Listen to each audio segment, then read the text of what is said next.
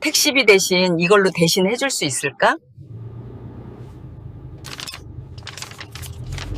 도윤은 순간 굳어버렸습니다. 이런 일은 가끔 있습니다. 지갑을 놓고 내린 손님도 있고 카드가 안 되는 경우도 있습니다. 하지만 봉투라니요. 그것도 저렇게 오래된 것이라니요. 현금은 없으신가요? 조심스럽게 묻자 노인은 고개를 천천히 저으셨습니다. 이 안에 제가 평생 들고 다닌 게 있습니다. 도윤은 잠시 망설였지만 그 눈에는 부탁이 아니라 오래된 결심 같은 것이 담겨 있었습니다. 구독, 좋아요 꾹 눌러주시고 어디서 듣고 계신지 댓글도 달아주세요. 그곳에 행운과 단밤이 깃들기를 바랄게요. 사연 시작합니다. 비가 오는 날은 이상하게 오래전 기억이 더 또렷해지곤 합니다.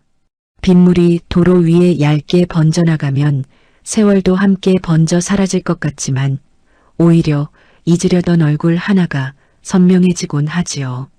서울 동대문 근처 새벽 2시를 조금 넘긴 시각이었습니다. 사람들의 발길은 거의 끊겼고 가로등 불빛만이 젖은 아스팔트 위에 길게 늘어져 있었습니다. 그 시간에도 택시는 움직입니다.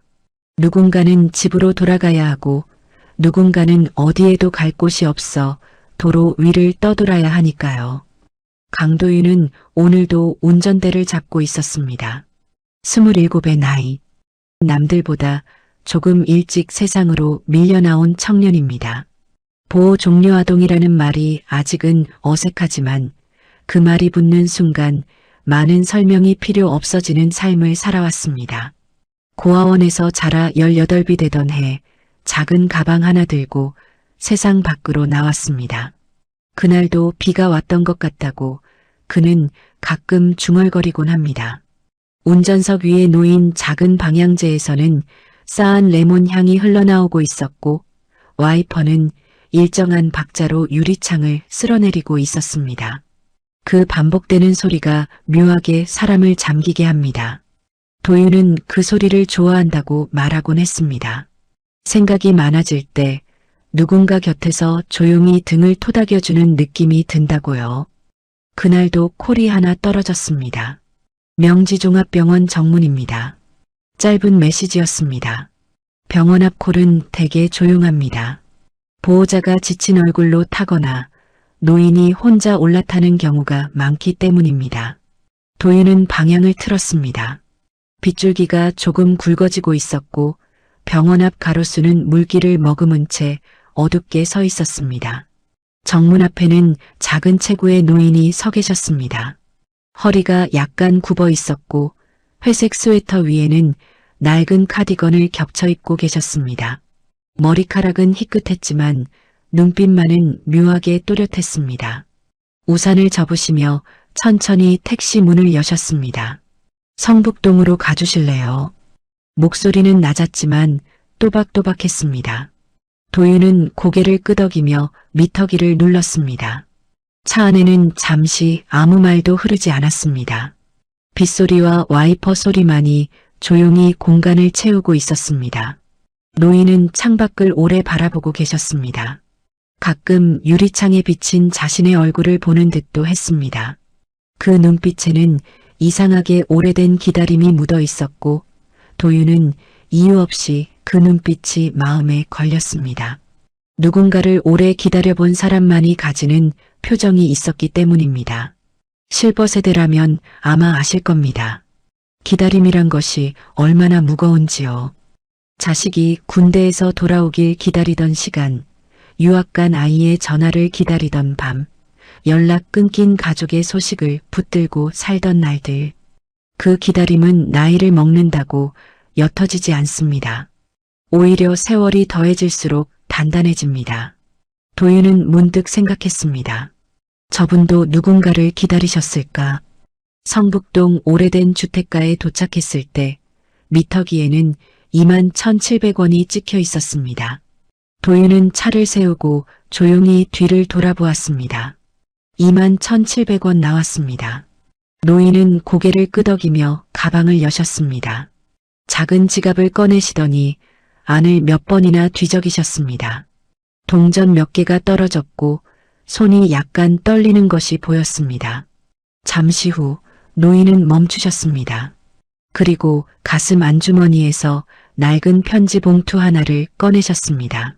누렇게 바랜 종이였는데 모서리는 닳아 있었고 오래 접혀 있었는지 주름이 깊게 남아 있었습니다. 노인은 그것을 두 손으로 받쳐들고 잠시 바라보셨습니다. 마치 오래된 성물을 건네듯 조심스러운 손길이었습니다. 이걸 대신 받아주실 수 있을까요? 도윤은 순간 굳어버렸습니다. 이런 일은 가끔 있습니다. 지갑을 놓고 내린 손님도 있고 카드가 안 되는 경우도 있습니다. 하지만 봉투라니요. 그것도 저렇게 오래된 것이라니요. 현금은 없으신가요? 조심스럽게 묻자 노인은 고개를 천천히 저으셨습니다. 이 안에 제가 평생 들고 다닌 게 있습니다. 그 말이 이상하게 무겁게 떨어졌습니다. 도윤은 잠시 망설였습니다. 솔직히 말하면 그는 지친 상태였습니다. 하루 14시간 운전하며 모아도 월세와 보험료를 내고 나면 남는 것이 많지 않았습니다. 오늘도 새벽까지 더 벌어야 했습니다. 이런 상황에서 봉투 하나를 대신 받는다는 건 어쩌면 손해일 수도 있었습니다. 그런데도 이상하게 노인의 눈을 피할 수가 없었습니다. 그 눈에는 부탁이 아니라 오래된 결심 같은 것이 담겨 있었습니다. 마치 누군가를 수십 년 기다리다 이제야 손을 내미는 사람처럼요. 도윤은 결국 봉투를 받아들었습니다. 종이가 축축하게 젖어 있었습니다. 비 때문인지 아니면 노인의 손에서 전해진 체온 때문인지 알 수 없었습니다. 묘하게 따뜻했습니다. 고맙습니다. 노인은 그렇게 말하고는 천천히 차에서 내리셨습니다. 우산을 펴는 손길이 느렸습니다. 몇 걸음 걷다 말고 다시 뒤를 돌아보셨습니다. 그리고 아주 작은 목소리로 중얼거리셨습니다. 기다렸습니다. 도윤은 그 말을 분명히 들었습니다. 그 순간 가슴 한켠이 설명할 수 없이 저릿해졌습니다. 왜인지 모르게 그 말이 자신을 향한 것처럼 느껴졌기 때문입니다. 택시는 다시 출발했습니다. 백미러에 비친 노인의 모습은 점점 작아졌습니다. 성북동 골목길 끝에서 그 모습은 빗속으로 사라졌고 도윤은 신호에 멈춰선 채 조수석의 놓인 봉투를 바라보았습니다. 낡은 종이 위에는 작은 글씨가 적혀 있었습니다. 강도윤에게. 그는 숨을 삼켰습니다. 자신의 이름이었습니다. 단 한 번도 누군가의 가족으로 불려본 적 없는 이름이 누군가의 손글씨로 적혀 있었습니다. 빗소리가 조금 더 거세졌습니다. 그날 새벽 도윤은 처음으로 운전대를 잡은 손이 떨리는 것을 느꼈습니다. 그리고 멀리서 오래전 잊어버렸다고 생각했던 기억 하나가 빗물처럼 천천히 되살아나고 있었습니다. 새벽 3시가 가까워질 무렵이었습니다. 빗줄기는 조금 잦아들었지만 도로 위에는 아직 물기가 남아 희미한 불빛을 반사하고 있었습니다. 도윤은 더 이상 코를 받지 못하고 차를 한적한 공영 주차장에 세웠습니다. 이상하게도 그날은 더 이상 운전대를 잡을 수가 없었습니다. 가슴 한쪽이 계속 묵직하게 내려앉아 있었기 때문입니다. 조수석 위에 놓인 봉투는 여전히 젖은 채로 말라가고 있었습니다. 종이 가장자리가 약간 말려 있었고 오래된 풀 자국이 누렇게 변색되어 있었습니다. 그 봉투가 단순한 종이 쪼가리가 아니라는 사실을 도윤은 직감하고 있었습니다. 누군가의 세월이 접혀 들어간 물건이라는 것을요. 차 안은 조용했습니다. 멀리서 간헐적으로 지나가는 차량 소리만 들릴 뿐이었습니다. 그 고요함 속에서 도윤은 한동안 봉투를 바라보기만 했습니다. 열어야 할지 열지 말아야 할지 망설이는 사람의 표정이었습니다. 때로는 진실보다 모르는 상태가 더 편할 때도 있으니까요. 어르신분들께서는 아마 아실 겁니다. 어떤 편지 하나가 인생을 송두리째 흔들어 놓을 수 있다는 것을요. 군대 간 아들의 첫 편지, 병원에서 건네받은 진단서 봉투, 법원에서 날아온 등기 우편. 종이 한 장이 사람을 무너뜨리기도 하고 다시 일으켜 세우기도 하지 않습니까? 도윤은 결국 손을 뻗었습니다. 봉투를 잡는 순간 손끝이 미세하게 떨렸습니다. 차 안의 조명이 약하게 흔들렸고 그의 숨소리만 또렷하게 들렸습니다. 조심스럽게 봉투를 열었습니다. 안에는 먼저 사진 한 장이 들어 있었습니다. 색이 많이 바랜 가족 사진이었습니다. 시장 골목을 배경으로 찍은 듯한 사진이었습니다. 천막이 뒤로 보였고 사람들의 표정은 환하게 웃고 있었습니다. 가운데에는 젊은 부부와 작은 아이가 서 있었습니다. 그 아이의 얼굴을 보는 순간 도윤은 숨을 삼켰습니다. 눈 밑 오른쪽에 작은 점 하나.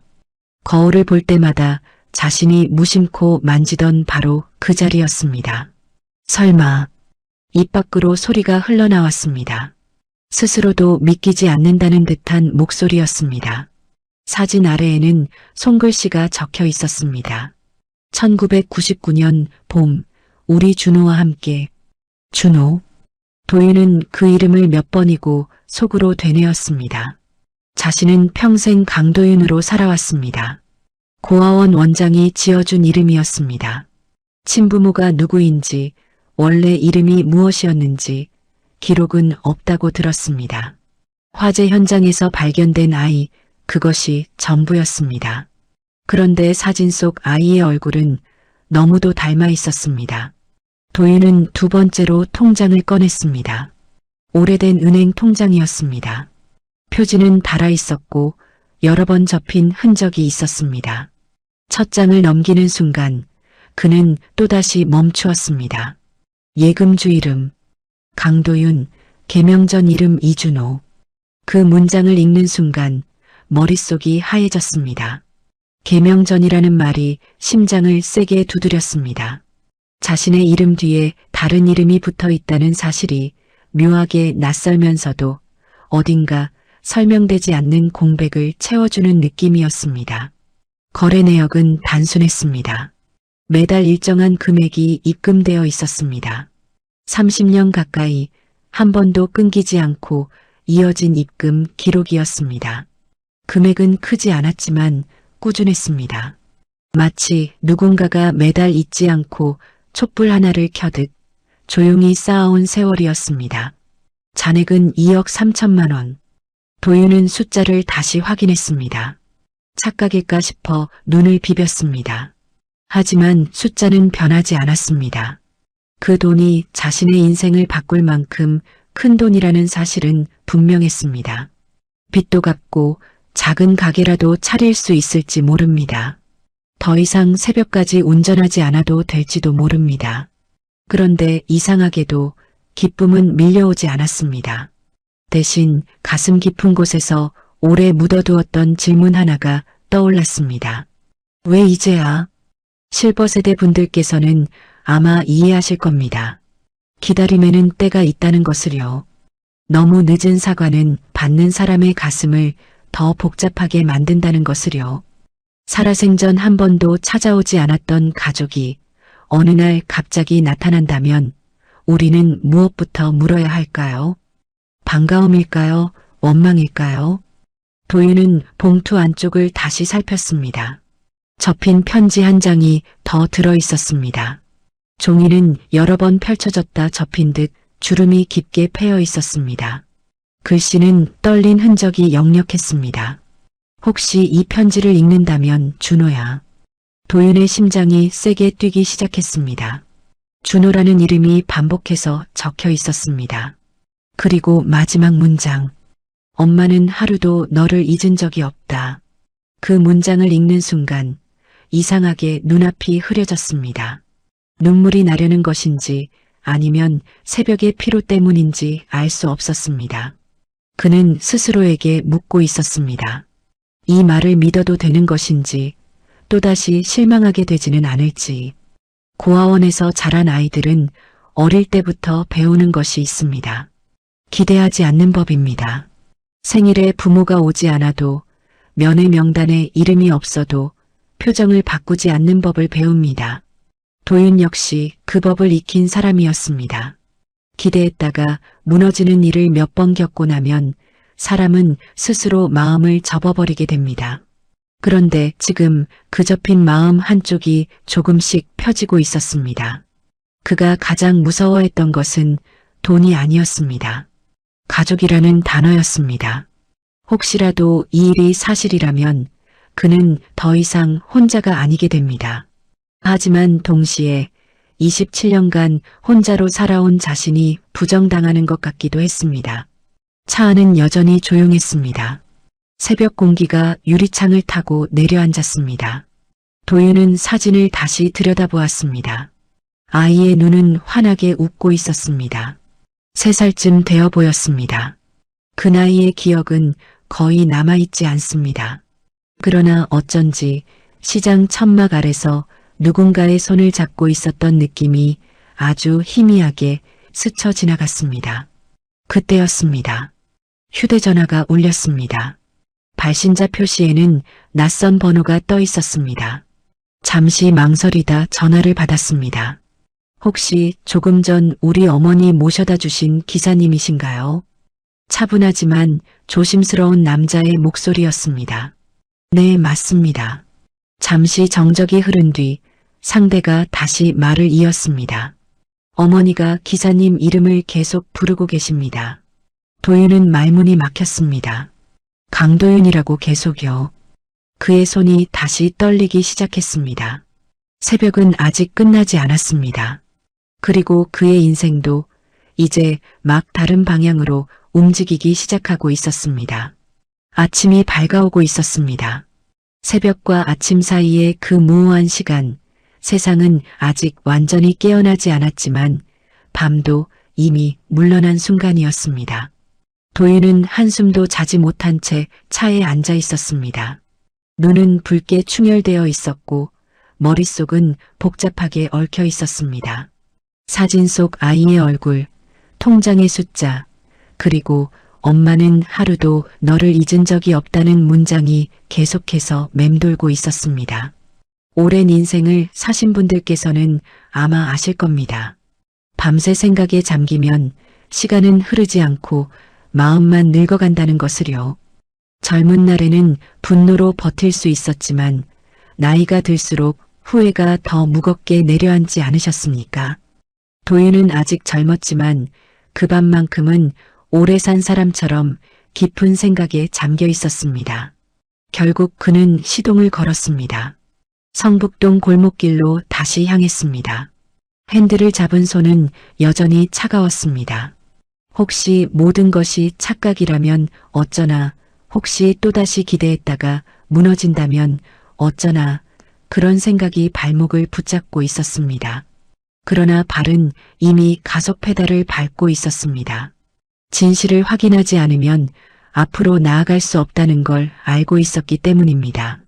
성북동 주택가는 낮이 되어도 조용했습니다. 오래된 담벼락에는 덩굴이 얽혀 있었고 골목 끝에는 작은 슈퍼가 문을 열 준비를 하고 있었습니다. 도윤은 어젯밤 그 노인을 내려주었던 집 앞에 차를 세웠습니다. 붉은 벽돌집이었습니다. 대문 위에는 낡은 문패가 달려 있었습니다. 최말순. 문패를 바라보는 순간 가슴이 묘하게 조여왔습니다. 어제는 보이지 않던 글자가 오늘은 또렷하게 보였습니다. 이름 하나가 이렇게 무겁게 느껴질 수 있을까요? 이름은 단순한 호칭이 아니라 한 사람의 세월을 담고 있지 않습니까? 도윤은 대문 앞에서 한동안 서 있었습니다. 초인종을 눌러야 할지 그냥 돌아가야 할지 망설였습니다. 혹시 문이 열리지 않으면, 혹시 치매 노인의 헛소리였다는 말만 듣게 되면 자신이 또다시 상처를 받을까 두려웠습니다. 그럼에도 결국 초인종을 눌렀습니다. 잠시 후 안에서 발소리가 들렸습니다. 문이 열리며 중년의 여성이 모습을 드러냈습니다. 단정한 차림이었고 눈빛은 경계심으로 가득 차 있었습니다.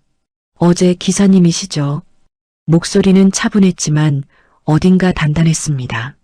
네, 어제 모셔다 드렸습니다. 도윤은 최대한 정중하게 고개를 숙였습니다. 여성은 잠시 도윤을 위아래로 살폈습니다. 그리고 한숨을 길게 내쉬었습니다. 들어오시죠. 어머니가 밤새 기사님 이름을 부르셨어요. 그 말이 이상하게 가슴을 파고들었습니다. 밤새 자신의 이름을 불렀다니요. 누군가가 밤을 새워 자신의 이름을 부른 적이 있었던가? 도윤은 잠시 생각해 보았습니다. 떠오르는 기억은 없었습니다. 집 안으로 들어서자 오래된 나무 바닥이 삐걱거렸습니다. 거실에는 오래된 가구들이 가지런히 놓여 있었고 벽에는 가족 사진들이 걸려 있었습니다. 사진 속에는 젊은 남자와 여자가 웃고 있었고 그 옆에는 아이가 안겨 있었습니다. 도윤은 무심코 그 사진 앞에서 발걸음을 멈추었습니다. 사진 속 남자의 눈매가 어딘가 익숙했습니다. 거울 속에서 본 적 있는 선이었습니다.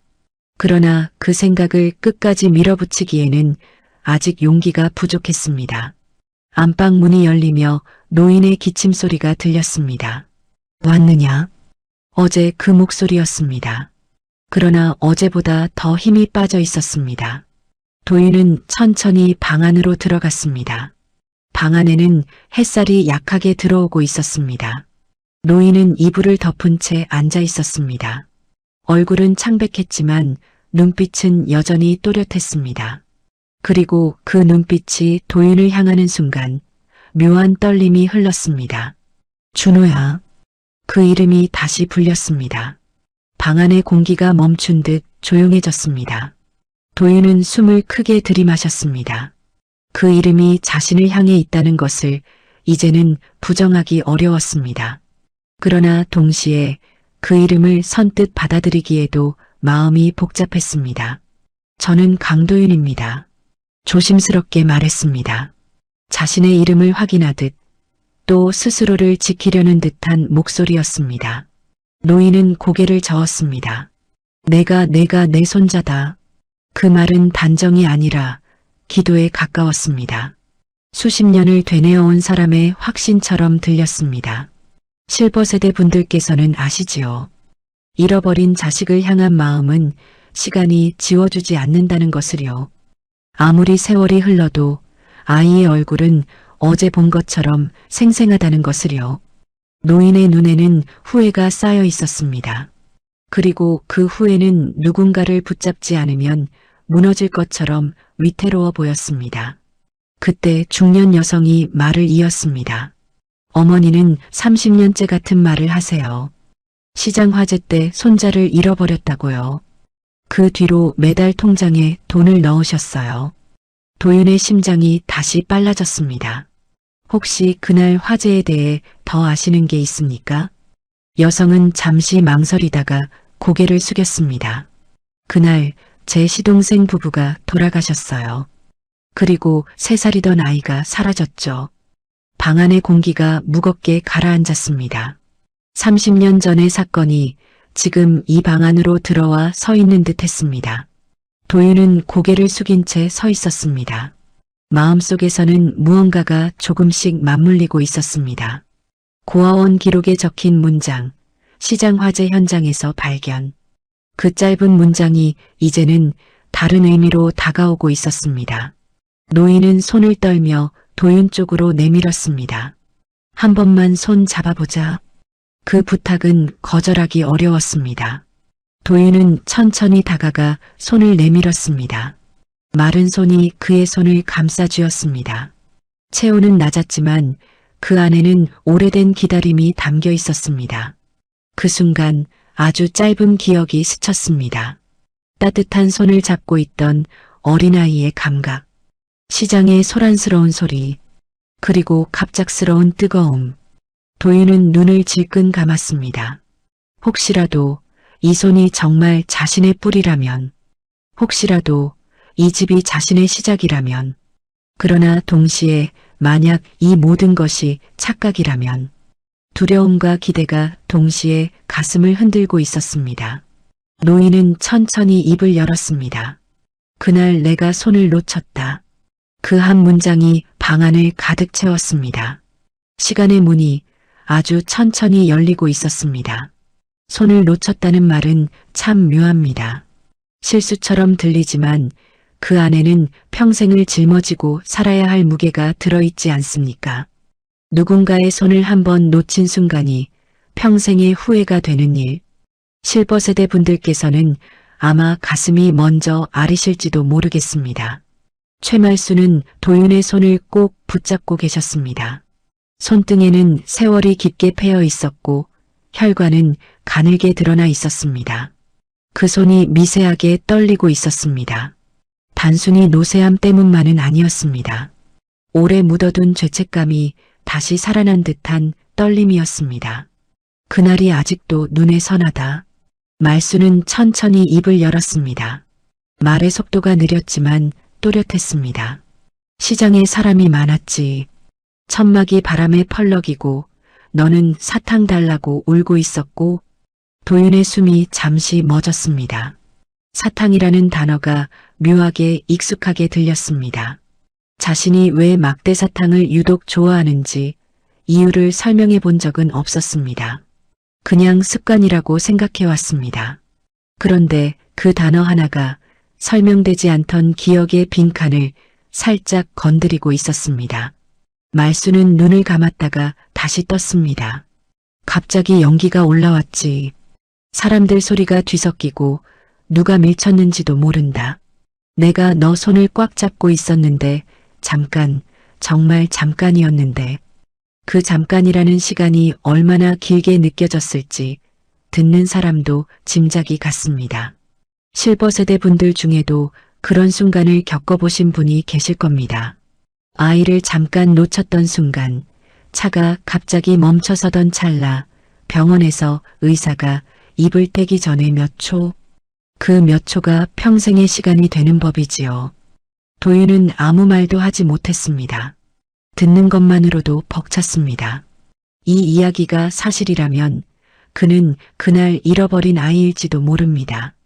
그러나 동시에 마음 한구석에서는 다른 생각도 피어오르고 있었습니다. 왜 그 뒤로는? 그 질문이 목구멍까지 올라왔지만 선뜻 꺼내지 못했습니다. 그때 거실에서 인기척이 들렸습니다. 중년의 여성이 조심스럽게 방 안으로 들어왔습니다. 얼굴에는 피로와 경계가 동시에 서려 있었습니다. 어머니, 너무 오래 이야기하시면 힘드세요. 말수는 손을 놓지 않았습니다. 괜찮다. 오늘은 꼭 말해야겠다. 그 단호함은 어제와 달랐습니다. 마치 시간이 많지 않다는 것을 알고 있는 사람처럼 절박해 보였습니다. 여성은 도윤을 바라보았습니다. 저는 박미영이라고 합니다. 어머니 며느리고요. 솔직히 말씀드리면 이런 일은 처음이 아닙니다. 어머니는 몇 번이나 손자를 찾았다고 하셨어요. 그 말은 조심스러웠지만 분명했습니다. 치매 노인의 착각일 수도 있다는 뜻이었습니다. 도윤은 고개를 끄덕였습니다. 그 가능성을 자신도 알고 있었습니다. 그렇기에 더욱 무서웠습니다. 기대했다가 또다시 부정당하는 일이 반복된다면 이번에는 견디기 어려울지도 모릅니다. 그때 말순이 갑자기 고개를 돌렸습니다. 그 서랍 좀 열어보자. 방 한쪽에 오래된 장롱이 있었습니다. 미영이 서랍을 열었습니다. 안에는 여러 장의 서류가 정리되어 있었습니다. 낡은 봉투, 복사된 문서, 병원 기록, 신문 스크랩까지 한 사람이 평생 붙들고 살아온 흔적들이었습니다. 말수는 떨리는 손으로 한 장의 문서를 꺼냈습니다. 이건 경찰서에서 받은 거다. 도윤은 서류를 받아들었습니다. 1999년 국제시장 화재 사건 관련 기록이었습니다. 실종자 명단이 적혀 있었습니다. 이준호, 남 3세. 그 이름 아래에는 작은 문장이 덧붙어 있었습니다. 사망 추정. 도윤의 눈이 멈추었습니다. 사망 추정. 그 문장이 가슴을 강하게 때렸습니다. 고아원 기록에는 분명히 화재 현장에서 발견이라고 적혀 있었습니다. 그렇다면 왜 실종자 명단에는 사망 추정으로 기록되어 있는 것일까요? 누군가가 확인도 하지 않고 그렇게 적어버린 것일까요? 아니면 다른 이유가 있었던 것일까요? 미영이 조용히 말을 이었습니다. 그날 시동생 부부는 돌아가셨습니다. 그런데 아이는 끝내 찾지 못했어요. 경찰은 사망으로 처리했습니다. 증거가 없으니까요. 말순의 목소리가 낮게 울렸습니다. 나는 끝까지 믿지 않았다. 내가 어딘가 살아있을 거라고. 도윤의 머릿속이 복잡해졌습니다. 사망 추정이라면 법적으로는 이미 존재하지 않는 사람이 됩니다. 그렇다면 자신은 무엇이 되는 것일까요? 발견된 아이와 실종된 아이가 같은 인물이라는 보장은 어디에도 없었습니다. 그때 또 다른 서류가 눈에 들어왔습니다. 입양 관련 기록이었습니다. 익명인계. 발견된 아이가 어느 경로로 고아원에 인계되었는지 기록은 매우 간단하게 적혀 있었습니다. 보호자 미상, 인계자 불명. 존재하지 않아야 할 공백이었습니다. 도윤은 천천히 고개를 들었습니다. 이 기록 이상하지 않습니까?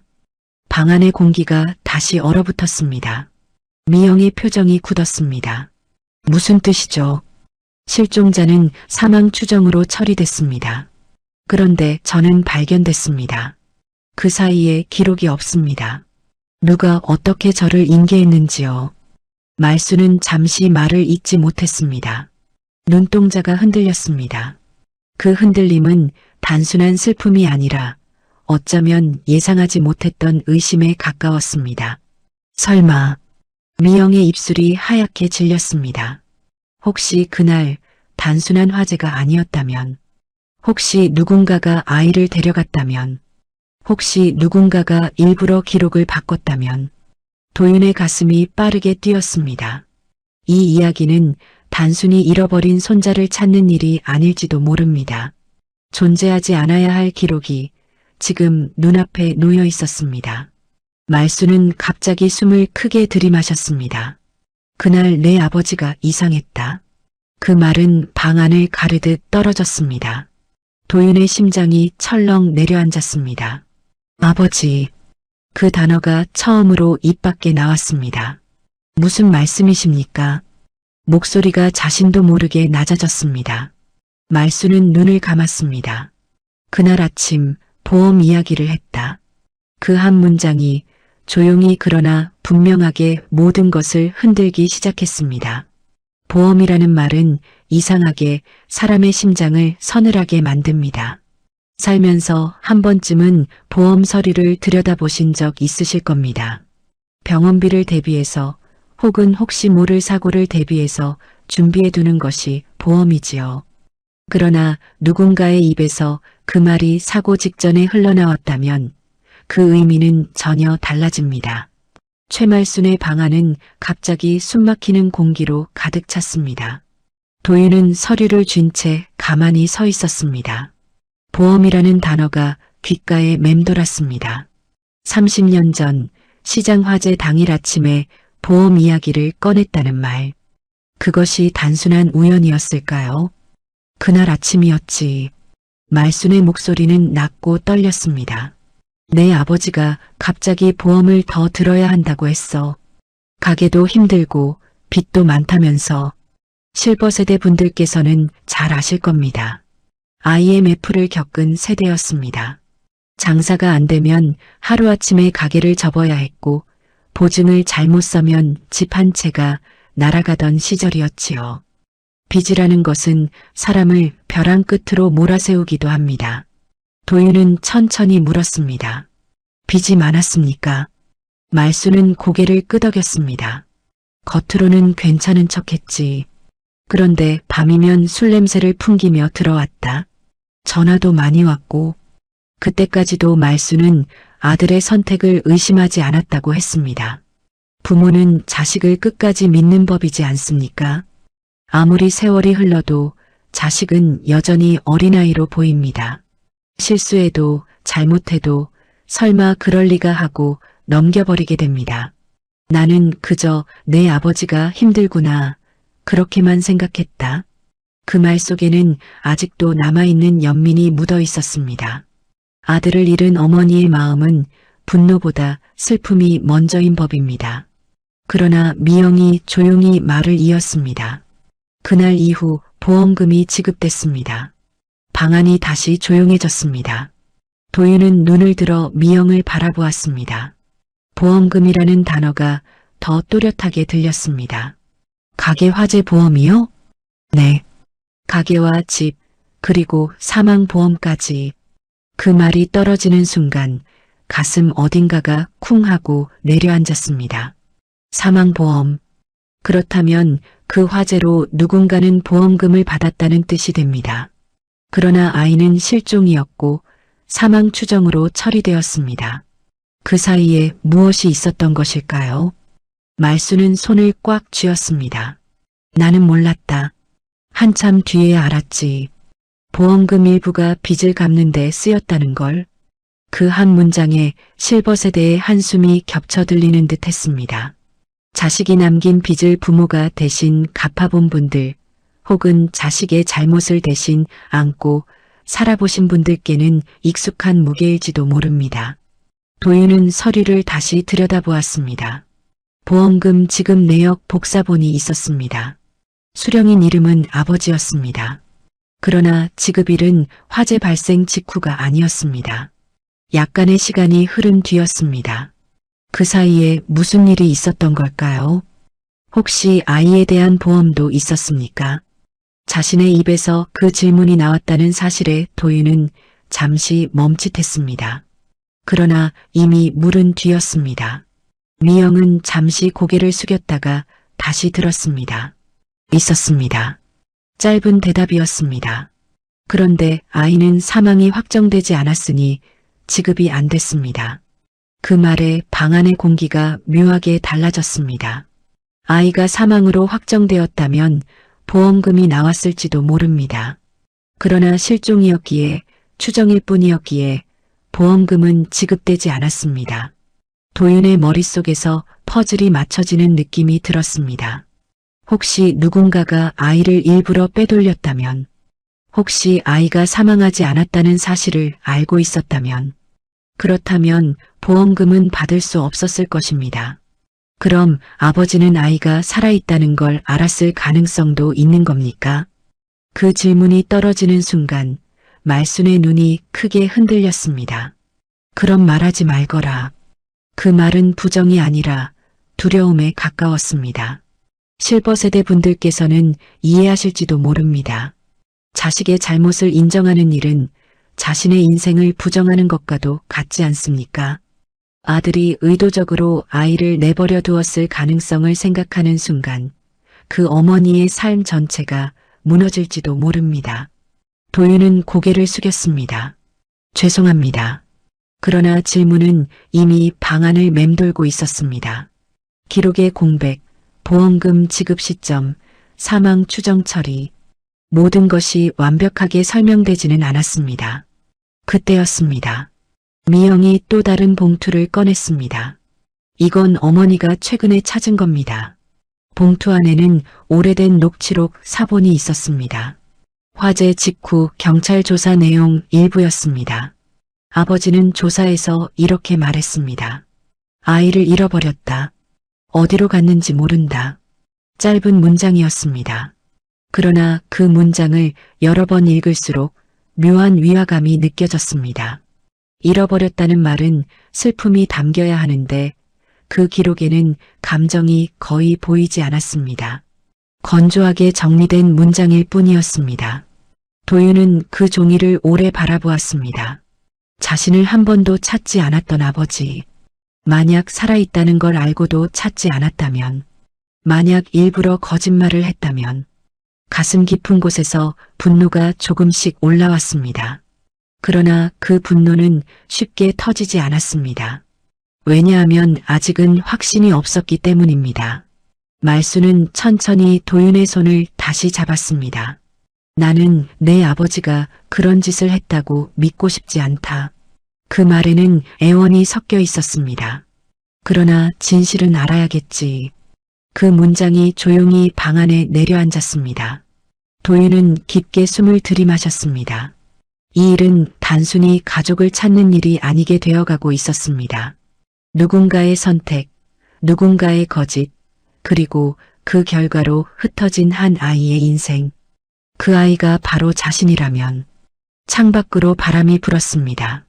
오래된 창틀이 미세하게 흔들렸습니다. 마치 30년 전의 시간이 지금 이 집 안으로 들어와 자리를 잡는 듯 했습니다. 도윤은 조용히 말했습니다. 확인해 보겠습니다. 목소리는 낮았지만 단단했습니다. 그날 무슨 일이 있었는지 끝까지 알아보겠습니다. 그 말이 떨어지는 순간 말순의 눈가에 눈물이 맺혔습니다. 후회와 두려움 그리고 어쩌면 작은 희망이 함께 담긴 눈물이었습니다. 불은 정말 사고였을까요? 아니면 누군가의 선택이었을까요?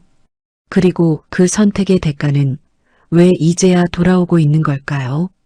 시간은 흘렀지만 진실은 아직 사라지지 않았습니다. 진실을 확인한다는 말은 쉽지만 막상 그 앞에 서면 발이 쉽게 떨어지지 않습니다. 혹시라도 결과가 마음을 산산이 부숴버리면 어쩌나 하는 두려움 때문입니다. 실버세대 분들께서는 잘 아실 겁니다.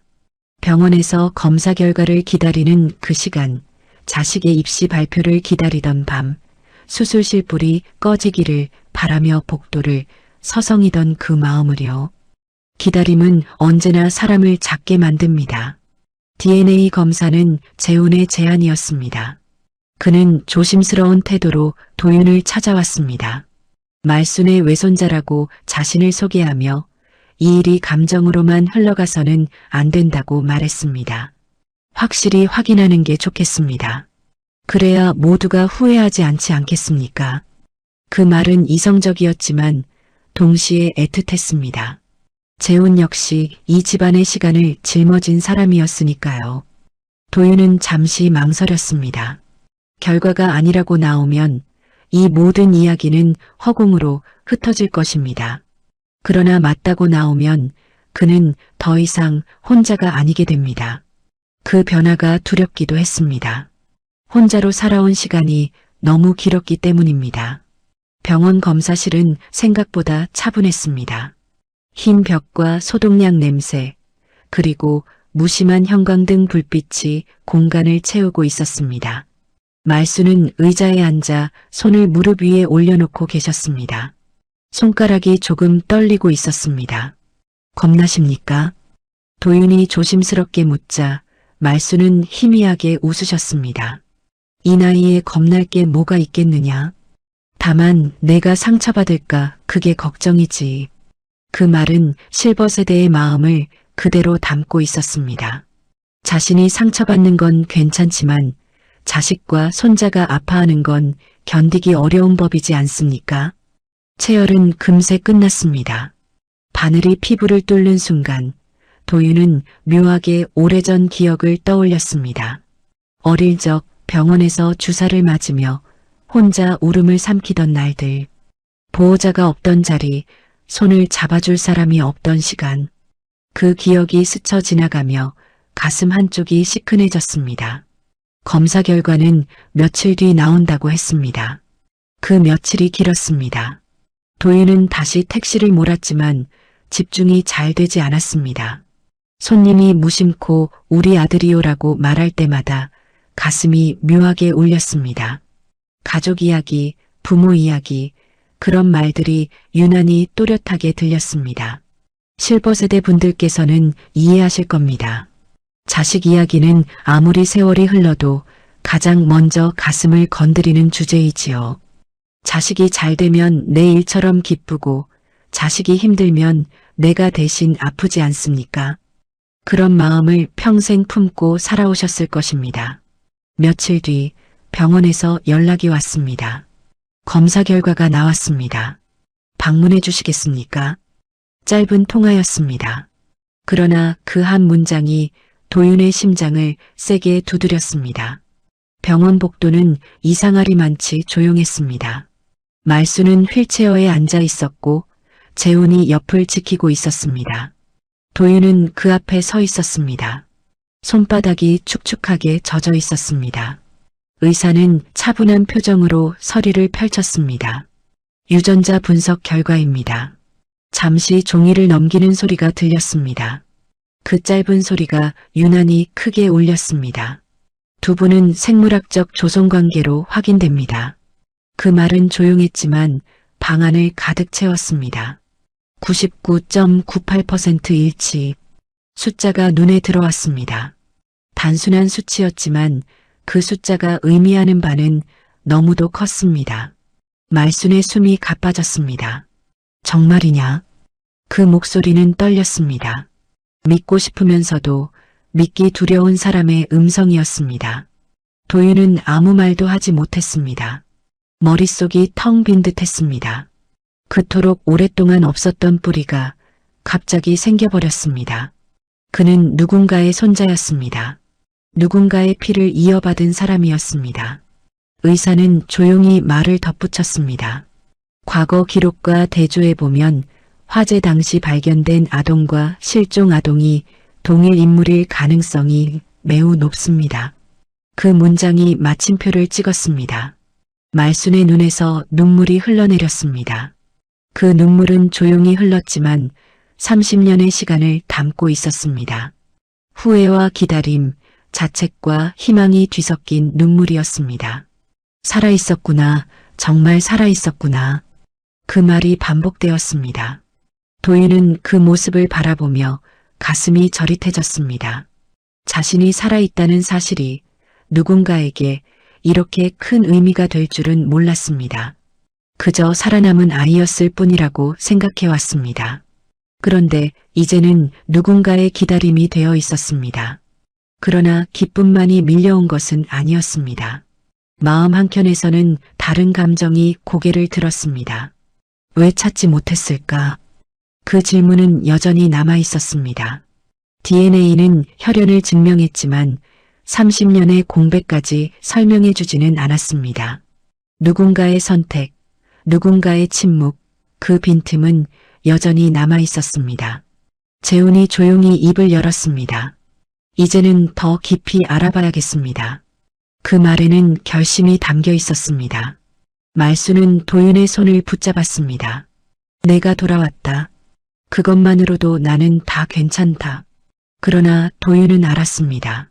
모든 것이 괜찮아진 것은 아니라는 걸요. 이제부터가 시작이라는 것을요. 진실이 밝혀졌지만 동시에 더 큰 질문이 열렸습니다. 피는 거짓말을 하지 않는다고들 합니다. 그렇다면 거짓말을 한 것은 누구였을까요? 그 답을 찾기 전까지는 이 이야기는 끝나지 않을 것입니다. 기쁨은 오래 머물지 않는 법입니다. 특히 그 기쁨이 오랜 상처 위에 내려앉은 것이라면 그 아래에 묻혀있던 아픔이 함께 떠오르기 마련이지요. 실버세대 분들께서는 아마 아실 겁니다. 잃어버린 줄 알았던 자식을 다시 만나는 기쁨 속에서도 그동안 나는 무엇을 했던가 하는 자책이 먼저 밀려온다는 것을요. DNA 결과가 나온 뒤 집안의 공기는 한동안 이상하게 들떠 있었습니다. 말순은 도윤의 얼굴을 몇 번이고 쓰다듬었습니다. 눈썹이며 눈매며 어린 시절 사진과 닮은 부분을 하나하나 확인하듯 바라보셨습니다. 그 눈빛에는 기쁨과 안도가 담겨 있었지만 동시에 깊은 후회가 고여 있었습니다. 이제는 안 놓친다. 다시는 안 놓친다. 그 말이 몇 번이나 반복되었습니다. 도윤은 그 말을 들을 때마다 마음이 복잡해졌습니다.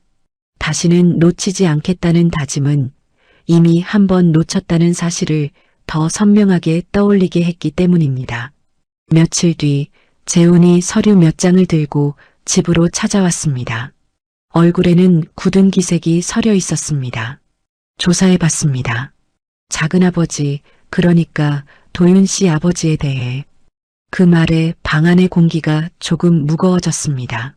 말순은 천천히 고개를 들었습니다. 뭘 알아냈느냐? 재훈은 한숨을 길게 내쉰 뒤 조심스럽게 말을 이었습니다. 화재 직전 채권자들이 여러 번 찾아왔습니다. 가게뿐 아니라 집까지 압류 얘기가 오갔습니다.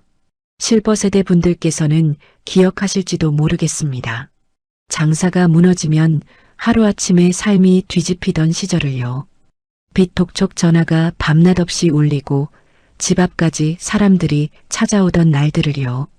그 절박함이 사람을 어디까지 몰아붙였는지 경험해 보신 분들은 알고 계실 것입니다. 도윤은 조용히 서류를 넘겼습니다.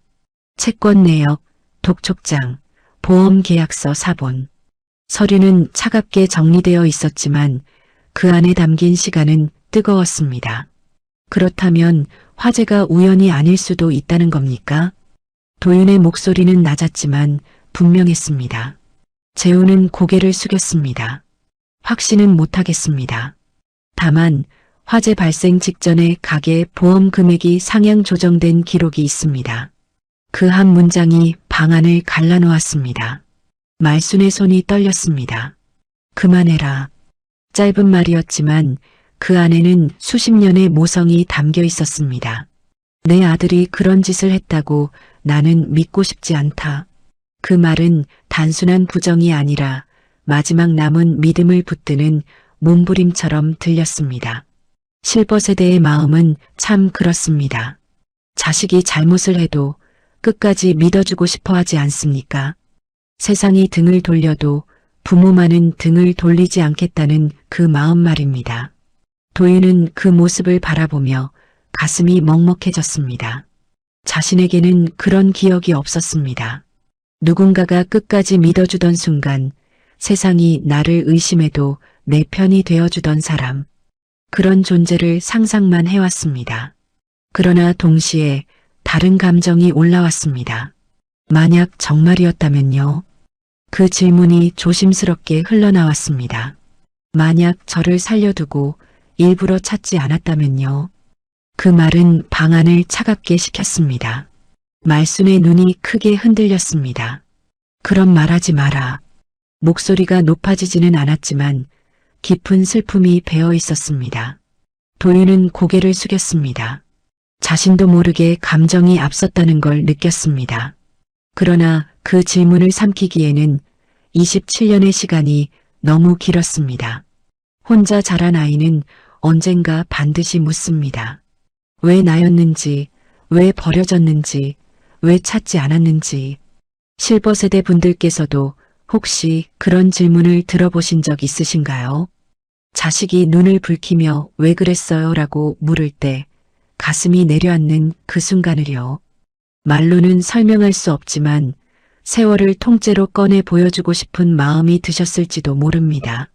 말순은 한참을 침묵하다가 입을 열었습니다. 그 애는 약했다.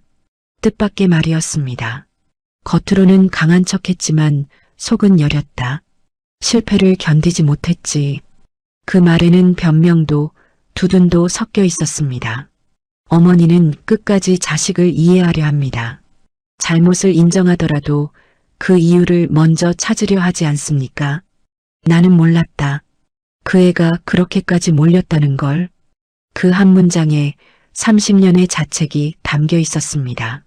도윤은 고개를 들었습니다. 할머니는 왜 저를 계속 찾으셨습니까? 그 질문은 날카롭지 않았습니다. 오히려 조심스러웠습니다. 말순의 눈에 눈물이 고였습니다. 너는 죄가 없으니까. 짧은 대답이었습니다. 어른들의 잘못으로 아이가 없어졌지 않느냐. 그건 평생 갚아야 할 빚이다.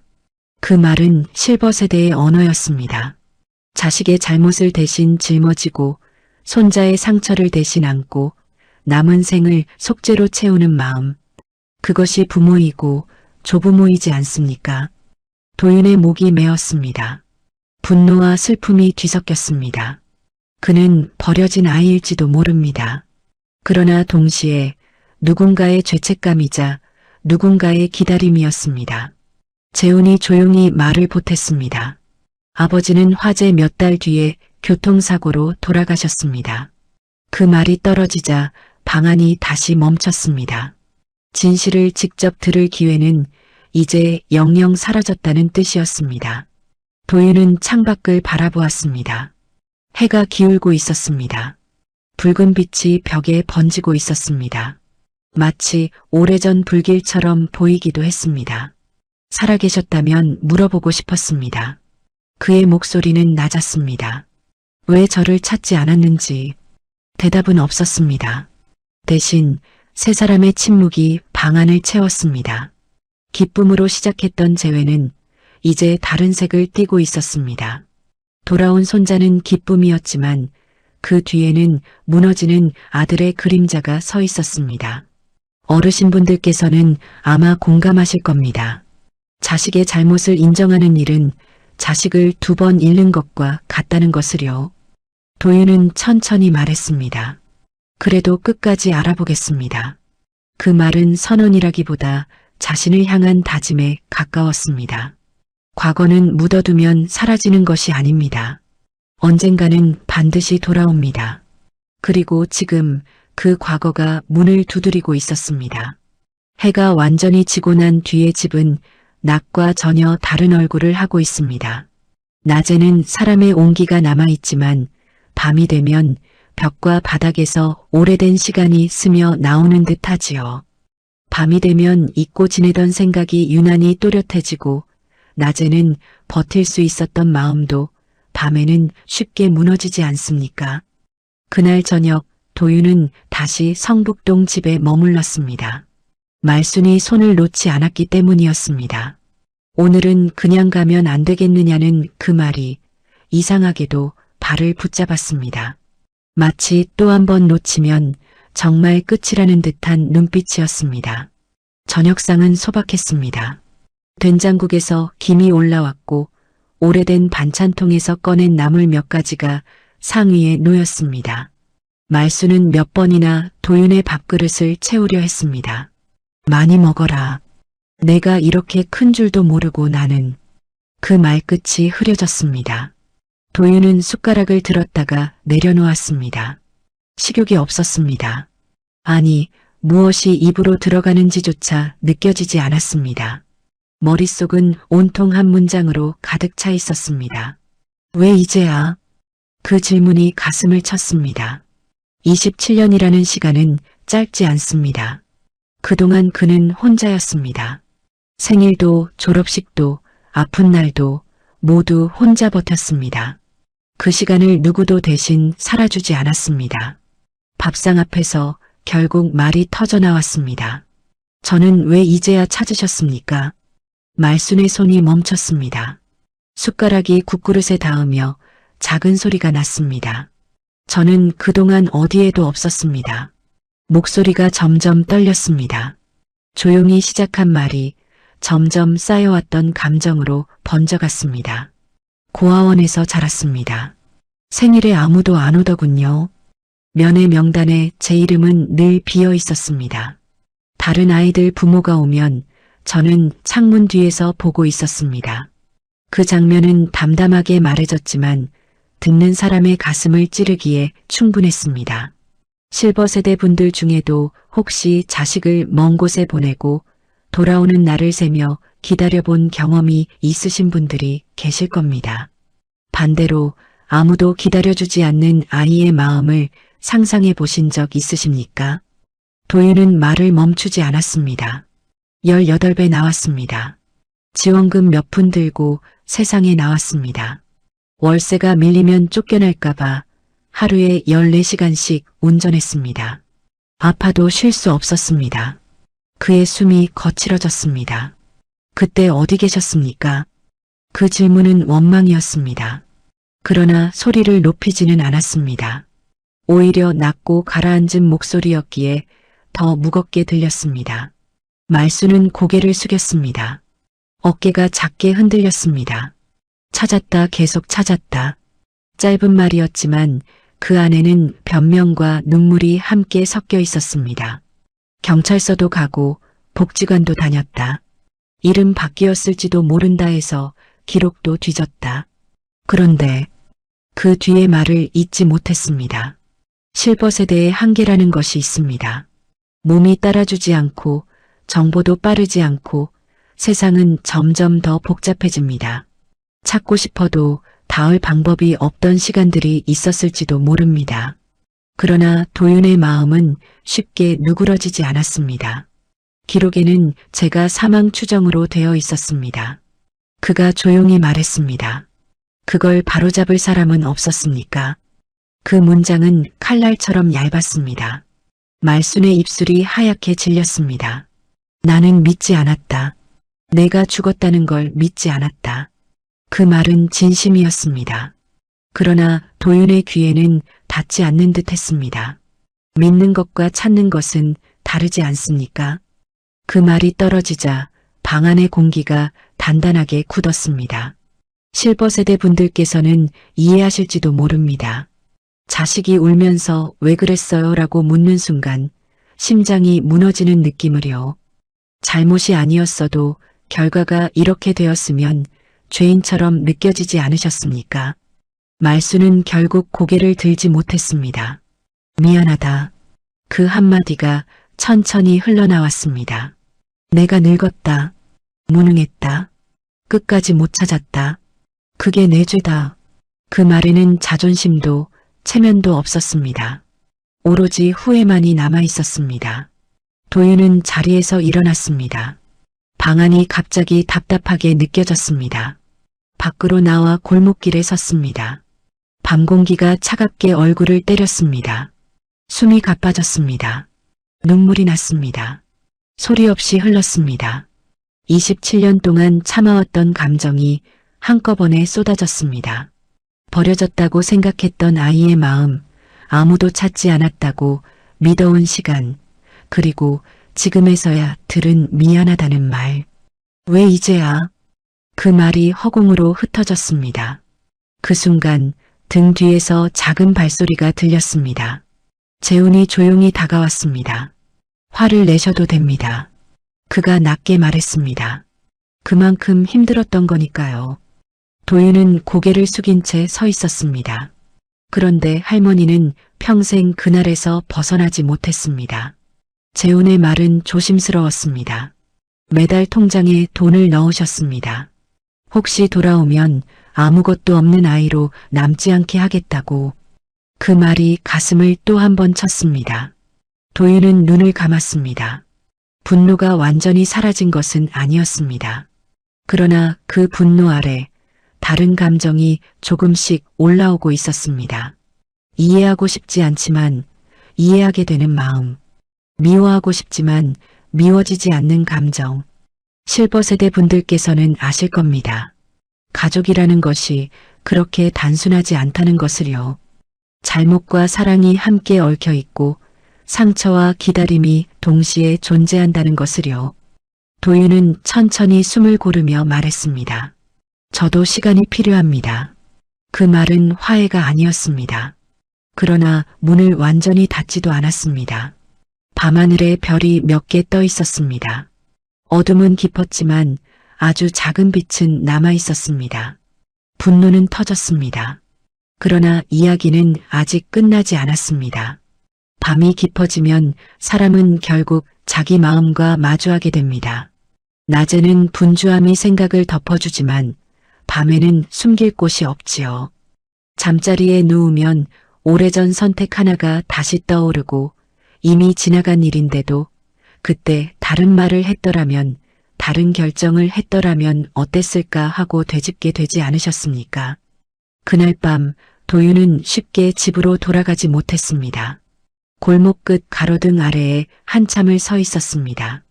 분노가 완전히 사라진 것은 아니었지만 그 안쪽에서 다른 감정이 꿈틀거리고 있었습니다. 화가 났다는 건 아직 기대가 남아있다는 뜻이기도 합니다. 아무 기대가 없다면 사람은 화조차 내지 않게 되지요. 그때 재훈이 조심스럽게 다가왔습니다. 손에는 작은 USB 하나를 들고 있었습니다. 이걸 오늘 드려야 할 것 같습니다. 도윤은 고개를 들었습니다. 무엇입니까?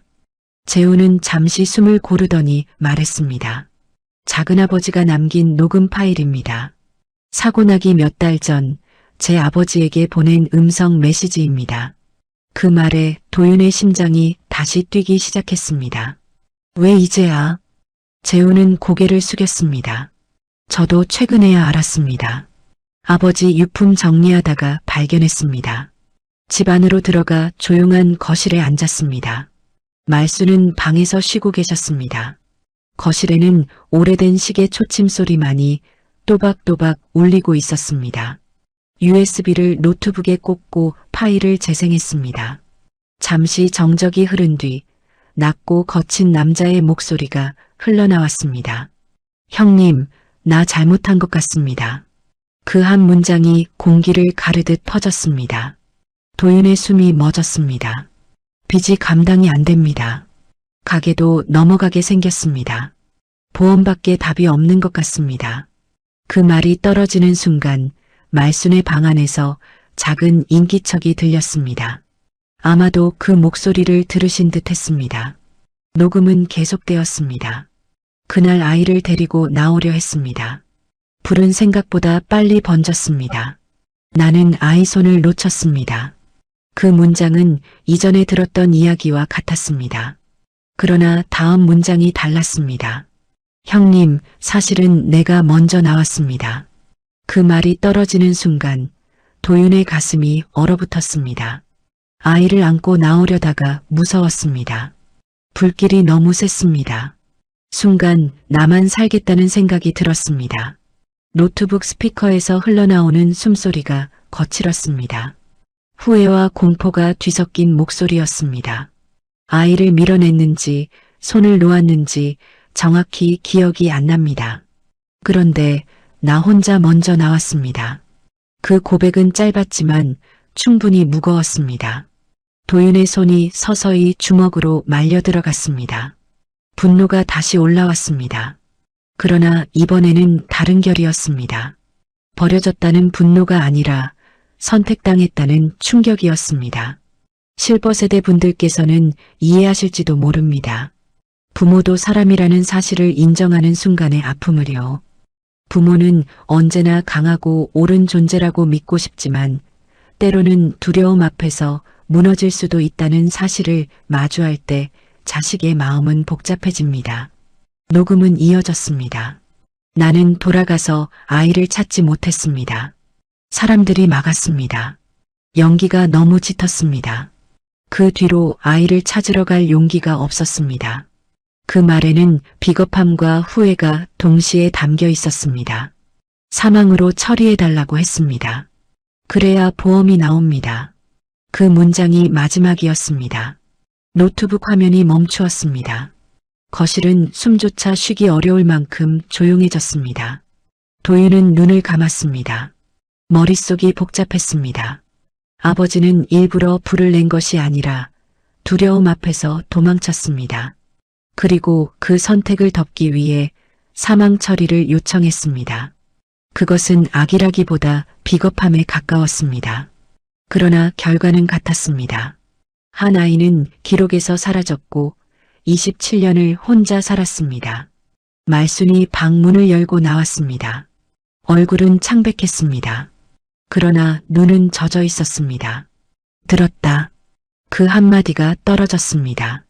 도윤은 고개를 들지 못했습니다. 말수는 천천히 소파에 앉았습니다. 그 애는 끝까지 약했구나. 목소리는 낮았지만 울음은 터지지 않았습니다. 이미 오래전부터 흘려온 눈물이었기 때문입니다. 그러나 내가 살아있었다. 그게 다행이다. 그 말이 조용히 내려앉았습니다. 도윤은 힘겹게 입을 열었습니다. 저를 밀어냈다는 겁니까? 그 질문은 날카롭지 않았습니다. 오히려 힘이 빠져 있었습니다. 말수는 고개를 저었습니다.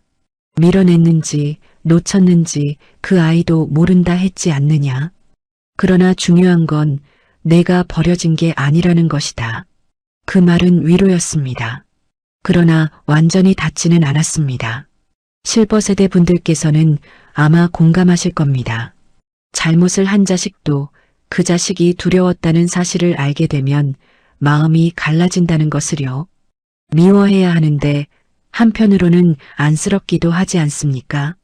도윤은 한참을 침묵하다가 말했습니다. 저는 그 선택 때문에 여기까지 왔습니다. 그 말은 분노도 울음도 아니었습니다. 단순한 사실처럼 들렸습니다. 그 선택이 없었다면 저는 지금 다른 삶을 살고 있었겠지요. 거실의 공기가 묵직하게 내려앉았습니다. 그러나 그 순간 또 다른 생각이 떠올랐습니다. 만약 그날 아버지가 끝까지 아이를 붙잡았다면 두 사람 모두 화재 속에서 숨졌을지도 모릅니다. 그렇다면 이 생명은 어디서 온 것일까요?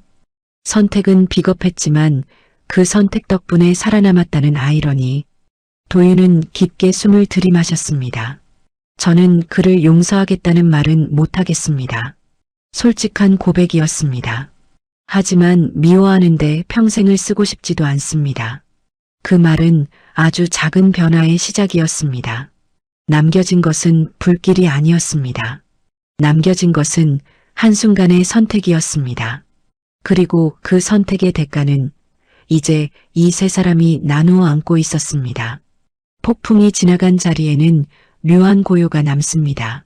모든 것이 무너질 것처럼 흔들리다가도 어느 순간 조용해지지요. 그러나 그 고요가 진짜 평온인지는 조금 더 시간이 지나야 알 수 있습니다. 큰 싸움 뒤에 찾아오는 침묵이 화해인지 체념인지 분간하기 어려운 순간을요. 녹음 파일을 들은 뒤 집안은 한동안 말이 없었습니다. 말수는 한참을 창밖만 바라보셨습니다. 눈에는 눈물이 맺혀 있었지만 더 이상 울지는 않으셨습니다. 마치 이미 오래전부터 알고 있었던 진실을 이제야 입으로 확인한 사람처럼 보였습니다. 도윤은 거실 바닥에 앉아 등을 벽에 기대고 있었습니다. 손을 무릎 위에 올린 채 한참을 움직이지 않았습니다. 분노는 조금 가라앉았고 대신 깊은 피로가 밀려왔습니다. 27년의 시간과 30년의 죄책감이 한꺼번에 맞물렸으니 쉽게 정리될 리가 없지요. 도윤아, 말순이 조심스럽게 불렀습니다. 그 이름을 듣는 것만으로도 가슴이 묘하게 울렸습니다. 아직은 익숙하지 않지만 어딘가 따뜻한 호칭이었습니다. 나는 내 아버지를 용서할 수 있을지 모르겠다. 그 고백은 솔직했습니다. 그러나 내가 살아있다는 것만은 감사하다. 도윤은 천천히 고개를 들었습니다. 그 말에는 계산도 변명도 없었습니다. 오직 남은 생에 대한 다짐처럼 들렸습니다. 저도 당장 무엇을 결정할 수는 없습니다. 도윤은 낮게 말했습니다. 하지만 적어도 여기서 도망치지는 않겠습니다. 그 말이 떨어지자 재훈이 조용히 고개를 끄덕였습니다. 집안의 공기가 조금 누그러졌습니다. 완전한 화해는 아니었지만 서로를 향한 문을 완전히 닫지는 않은 상태였습니다. 그날 밤 도윤은 그 집에 머물렀습니다. 말수는 몇 번이나 방문을 열고 그의 얼굴을 확인했습니다. 이불이 덮여 있는지 혹시 사라지지는 않았는지 살펴보는 모습이었습니다. 실버세대의 마음이란 그렇지 않습니까? 한번 잃어버린 경험이 있으면 다시는 놓치고 싶지 않아 자꾸 확인하게 되지요.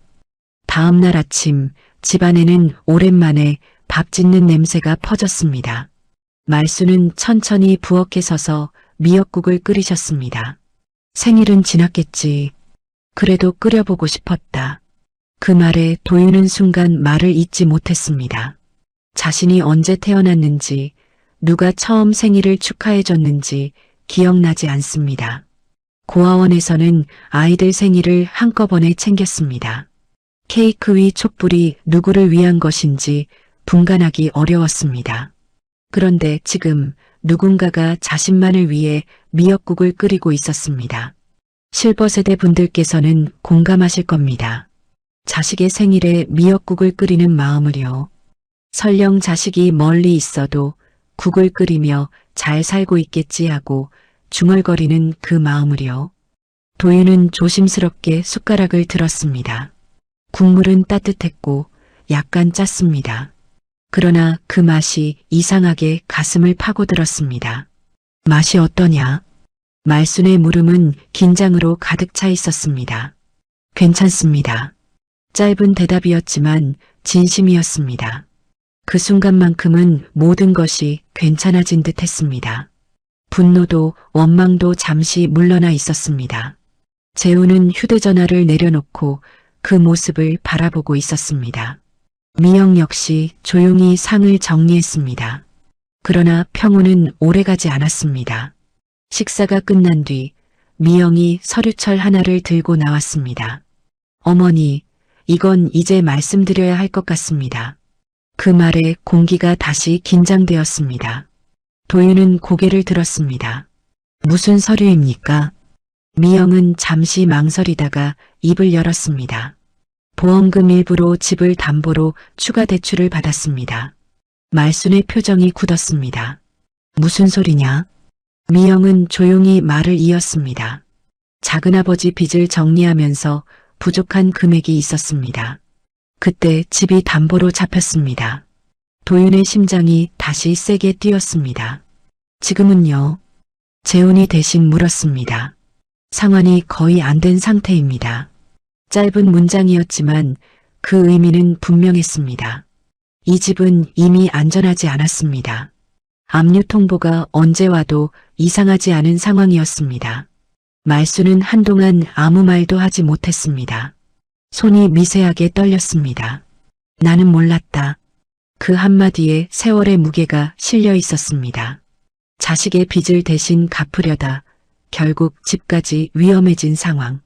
실버세대 분들께서는 혹시 비슷한 경험이 있으셨습니까? 자식을 돕겠다고 내어준 돈이 나중에는 노후를 위태롭게 만들었던 순간을요. 도윤은 조용히 일어났습니다. 얼마입니까? 그 질문은 담담했지만 단단했습니다. 미영은 숫자를 말했습니다. 적지 않은 금액이었습니다.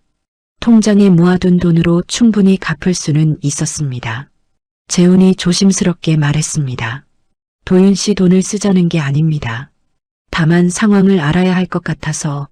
그 말은 배려였지만 동시에 또 다른 현실을 드러내고 있었습니다.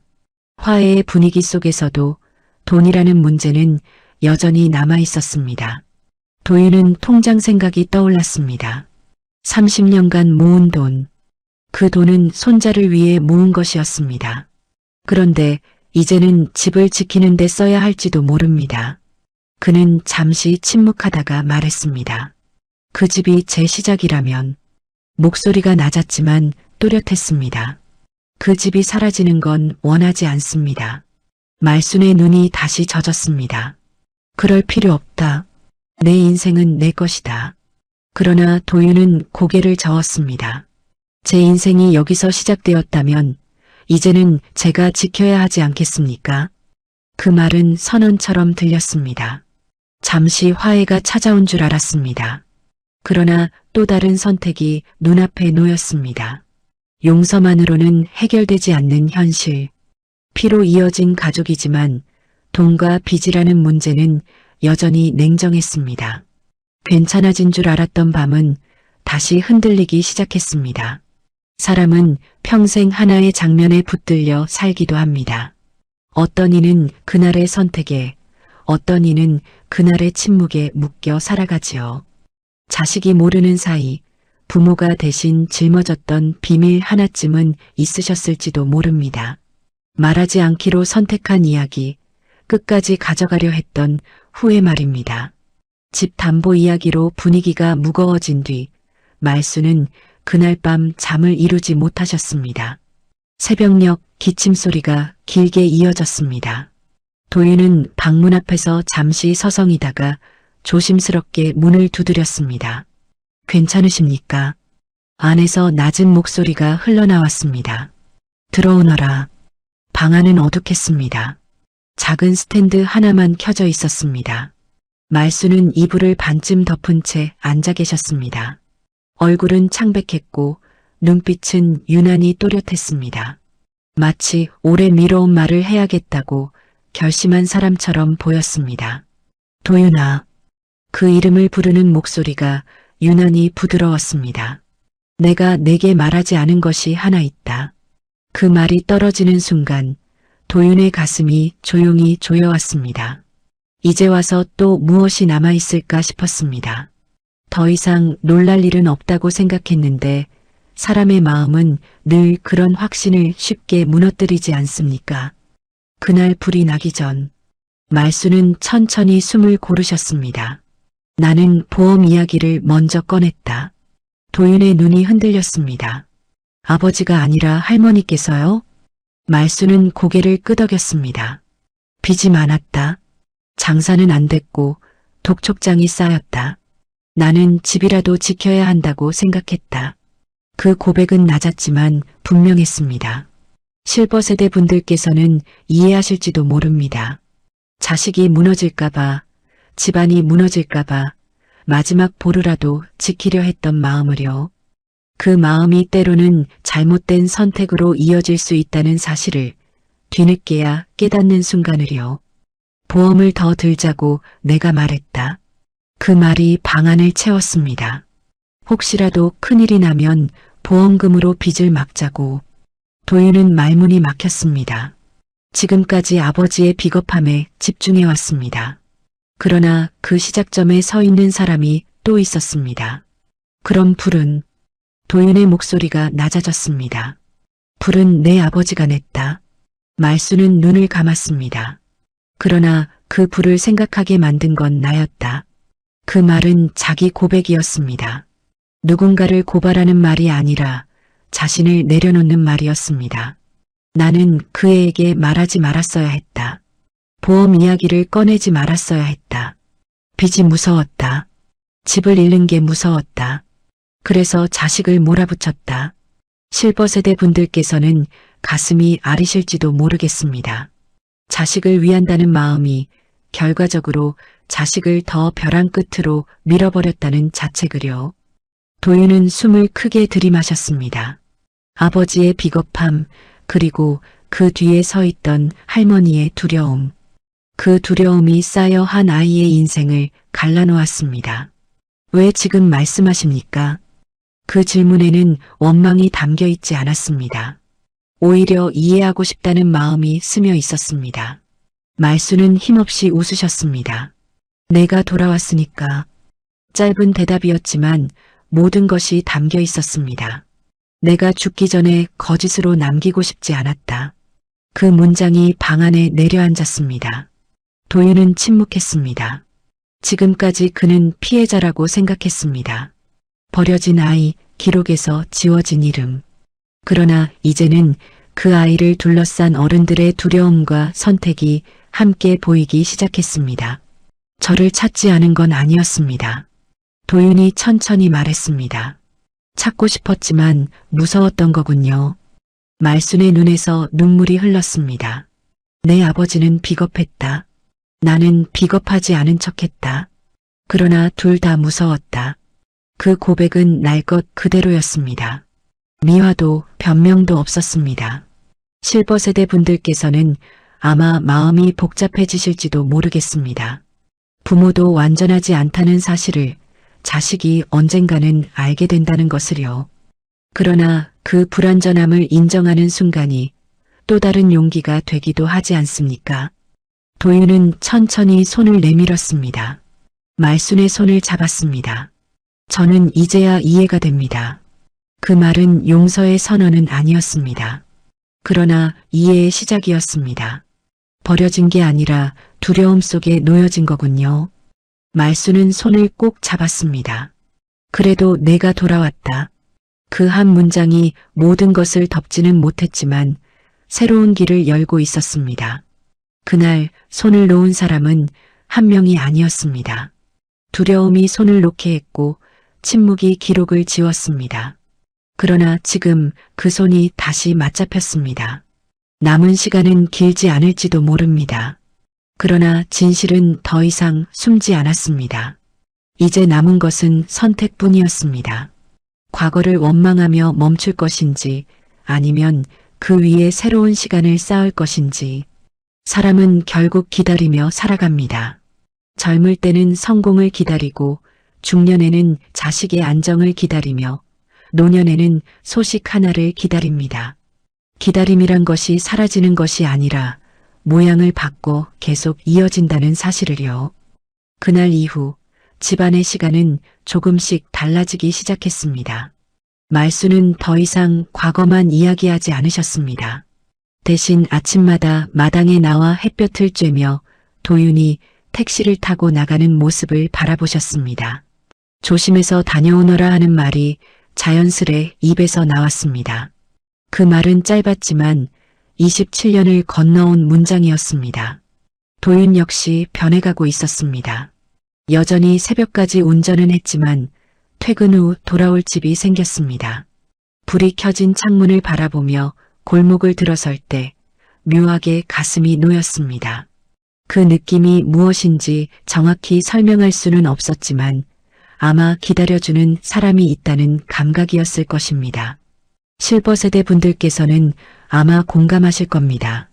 현관문을 열었을 때 누군가 왔느냐 하고 묻는 소리가 얼마나 큰 위로인지요. 그것이 아무리 짧은 인사라도 그 한마디가 하루를 버티게 하지 않습니까? 어느 날 저녁 말수는 작은 상자를 꺼내셨습니다. 오래된 나무 상자였습니다. 뚜껑을 여니 안에는 작은 손목시계 하나가 들어 있었습니다. 이건 내 아버지 것이었다. 말수는 천천히 말했습니다. 내가 태어나던 날 기념으로 산 시계다. 도윤은 조심스럽게 시계를 받아들었습니다. 유리에는 작은 흠집이 있었고 가죽줄은 낡아 있었습니다. 그러나 초침은 여전히 움직이고 있었습니다. 시간이 멈추지 않았다는 증거처럼 보였습니다. 이걸 제가 받아도 되겠습니까? 그 물음에는 망설임이 담겨 있었습니다. 받아야지. 이제 내 것이니까. 그 말은 단순한 물건의 전달이 아니었습니다. 끊어졌던 시간을 이어붙이는 의식과도 같았습니다. 재우는 그 모습을 조용히 지켜보고 있었습니다. 미영 역시 예전처럼 경계하지 않았습니다. 집안의 공기는 더 이상 날카롭지 않았습니다. 여전히 빚 문제는 남아 있었고 해결해야 할 현실도 있었습니다. 그러나 그것이 가족을 다시 갈라놓지는 않았습니다. 도윤은 통장에 모인 돈의 일부를 꺼내 집 담보대출을 정리했습니다. 말수는 몇 번이나 만류했습니다. 그건 내 돈이다. 내 삶을 위해 써야지. 그러나 도윤은 고개를 저었습니다. 제 삶이 여기서 시작된 것이라면 지키는 것도 제 몫 아닙니까? 그 말은 젊은이의 선언이 아니라 가족이 된 사람의 책임처럼 들렸습니다. 실버세대 분들께서는 아실 겁니다. 자식이 이제는 제가 할게요라고 말하는 순간 가슴이 뭉클해진다는 것을요. 그 말 한마디에 지난 세월의 고단함이 조금은 씻겨 내려가지 않습니까? 봄이 오고 있었습니다. 마당에 작은 꽃이 피었습니다. 말수는 그 앞에서 한참을 서 있었습니다. 너는 다시는 혼자가 아니다. 그 말은 조용했지만 단단했습니다. 도윤은 잠시 망설이다가 입을 열었습니다. 할머니. 그 호칭이 자연스럽게 흘러나왔습니다. 앞으로는 제가 먼저 손 놓지 않겠습니다. 그 문장은 과거를 되풀이하지 않겠다는 다짐이었습니다. 말수는 미소를 지으셨습니다. 깊은 주름 사이로 햇살이 스며들었습니다. 오래 기다린 사람의 얼굴에는 설명하기 어려운 평온이 찾아옵니다. 기다림이 끝났기 때문이 아니라 더 이상 혼자가 아니기 때문입니다. 어느 날 저녁 도윤은 문패를 새로 달았습니다. 최말순 강도윤. 나란히 적힌 두 이름은 과거와 현재가 맞닿아 있다는 표시였습니다. 잃어버렸던 시간이 완전히 돌아온 것은 아니었습니다. 그러나 남은 시간을 함께 보낼 수 있다는 사실만으로도 충분했습니다. 인생은 완벽하게 되돌릴 수 없지만 남은 시간을 어떻게 채우느냐에 따라 과거의 무게가 조금은 달라질 수 있다는 사실을요. 도윤은 그날 밤 택시 운전석에 앉아 있었습니다. 창밖으로 봄바람이 스쳐 지나갔습니다. 그는 더 이상 자신을 버려진 아이라고 생각하지 않았습니다. 선택 속에 놓였던 아이였지만 이제는 스스로 선택하는 어른이었습니다. 집으로 돌아가는 길 골목 끝에서 불이 켜진 창문이 보였습니다. 그 안에는 기다리는 사람이 있었습니다. 기다림은 끝나는 것이 아니었습니다. 자리를 옮기는 것이었습니다. 어머니가 자식을 기다리던 자리에서 이제는 손자가 돌아오기를 기다리는 자리로, 그리고 그 기다림은 더 이상 슬픔이 아니라 살아있다는 증거가 되었습니다. 문을 열자 말순의 목소리가 들렸습니다. 왔느냐? 짧은 한마디였습니다. 그러나 그 말 속에는 30년의 시간과 27년의 외로움, 그리고 남은 생의 다짐이 모두 담겨 있었습니다. 도윤은 대답했습니다. 다녀왔습니다. 그 대답은 그의 인생에서 처음으로 완성된 문장이었습니다. 이 이야기가 가슴에 남는다면 구독, 좋아요, 알림 설정으로 응원해주세요. 누군가의 인생이 당신의 이야기일지도 모릅니다.